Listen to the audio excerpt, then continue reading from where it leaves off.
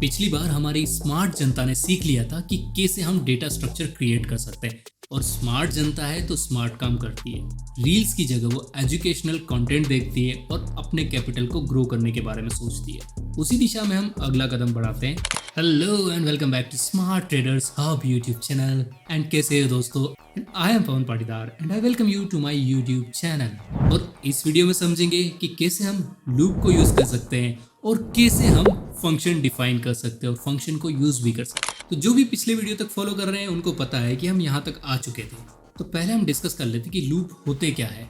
Loop का मतलब है सर्कल, गोल गोल घूमना। बट हम वैसे लूप की नहीं बात कर रहे, हम उस लूप की बात कर रहे हैं जिसका एंड है और जिसमें से हम आइटम्स निकाल सकते हैं।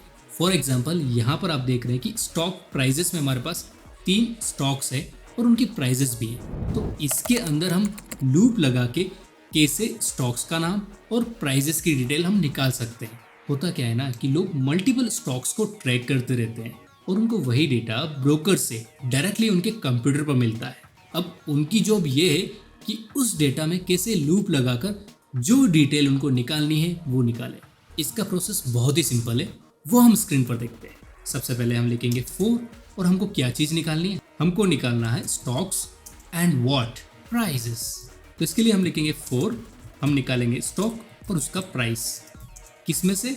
स्टॉक प्राइजेस में से। बट स्टॉक प्राइजेस तो डिक्शनरी है, तो पूरी डिक्शनरी को घुमाएंगे तो डिक्शनरी की डिक्शनरी आ जाएगी। तो उसके पर्टिकुलर आइटम्स के अंदर लूप लगाते हैं। तो हम लिख देते हैं स्टॉक प्राइसेस डॉट आइटम्स, मतलब इंडिविजुअल आइटम्स को लेगा। अब मैं आपको यहाँ पर प्रिंट स्टेटमेंट्स में कुछ वेरिएशंस भी सिखाऊंगा ताकि आपको पाइथन पर पकड़ महसूस हो सके और आप कॉन्फिडेंट फील कर सके। चलिए तो प्रिंट करके देख लेते हैं। प्रिंट करते हैं स्टॉक्स एंड देन प्राइजेस। यहाँ पर मैंने प्राइजेस की स्पेलिंग गलत लिख दी। तो क्या होगा अगर मैं इस कोड को रन करूँगा? ये कोड रन होना चाहिए और पहले स्टॉक्स आ जाने चाहिए। पहला लूप रन करेगा, पहला स्टॉक्स आएगा, फिर प्राइस आएगा कॉमा में, फिर नेक्स्ट लूप में अनदर स्टॉक अनदर प्राइस। ऐसे ये तीनों एक्सेस होने चाहिए। चलिए तो इसको रन करके देख लेते हैं।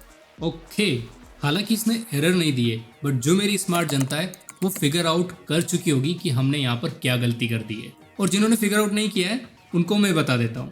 हमने यहाँ पर क्या लिखा है? स्टॉक्स, जबकि यहाँ पर हम लूप में क्या लिख रहे हैं? स्टॉक। तो एस हमने एक्स्ट्रा लिख लिया था। तो ये स्टॉक्स कहाँ से ले रहा था? जो हमने फर्स्ट वाली लिस्ट बनाई थी वहाँ से। तो इसको फिर हम डिलीट कर देते हैं और इस सेल को हम रीरन करते हैं। तो अभी आपको क्लियरली स्क्रीन पर स्टॉक और उसका प्राइस प्रिंट होता हुआ दिख रहा है। इसमें हम 2 वेरिएशन और देख लेते हैं। अगर आप पिछले वाले प्रिंट को देखेंगे तो वहां पर हमने स्टॉक प्रिंट किया है और प्राइजेस प्रिंट किया है। Stock as a string treat किया गया है और prices as a number treat किया गया है। तो मेरे कहने का तात्पर्य ये है कि अगर आपको न्यूमेरिकल ऑपरेशन परफॉर्म करना हो तो ये मेथड बेस्ट है। अदरवाइज खाली आपको प्रिंट करके देखना हो या फिर आप उसको एज ए स्ट्रिंग यानी वर्ड या टेक्स्ट ही यूज करने वाले हैं ना, तो आप इस वाले फॉर्मेट को यूज कीजिए। एफ, इसमें क्या होता है? एफ लिखते हैं, फिर डबल कोट्स लगाते हैं और उसके अंदर जो भी आप मजले ब्रैकेट के अंदर लिखेंगे उसको एज अ वेरिएबल ट्रीट कर लिया जाएगा और जो रेस्ट ऑफ द स्टेटमेंट रहेगा उसको एज अ स्ट्रिंग ही ट्रीट किया जाएगा। मतलब जो मैंने यहाँ पर हाईलाइट कर रखा है वहां पर स्टॉक और प्राइस है, दोनों को एज अ स्ट्रिंग बना दिया गया है। मतलब ये सब चीजें ऑटोमेटिक हो गई है, आपको करने की जरूरत नहीं पड़ी।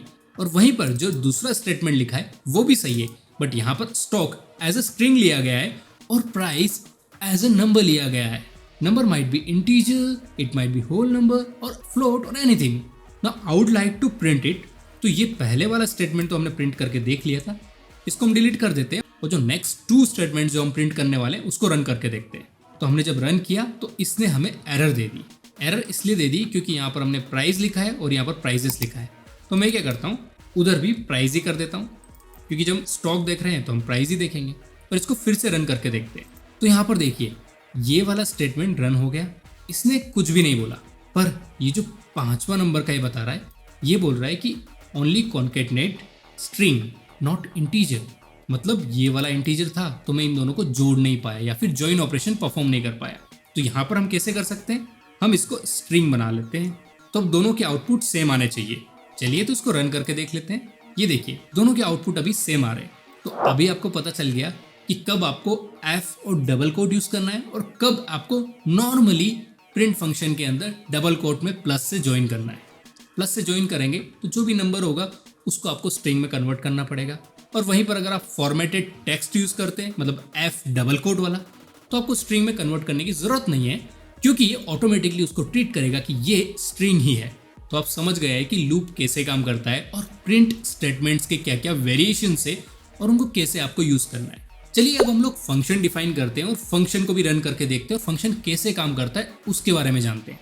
मैं किसी स्टॉक को ट्रैक कर रहा था और मुझे उसमें पोजीशन बनानी थी। मेरी कंडीशन ये थी कि जो ये प्राइस यहाँ पर लिखा हुआ है उसका अगर आधा हो गया तो मैं उसमें पोजीशन ऐड करूंगा। तो उसके लिए मुझे फंक्शन लिखना हुआ, तो मैंने फंक्शन लिख दिया df हाफ स्टॉक प्राइस।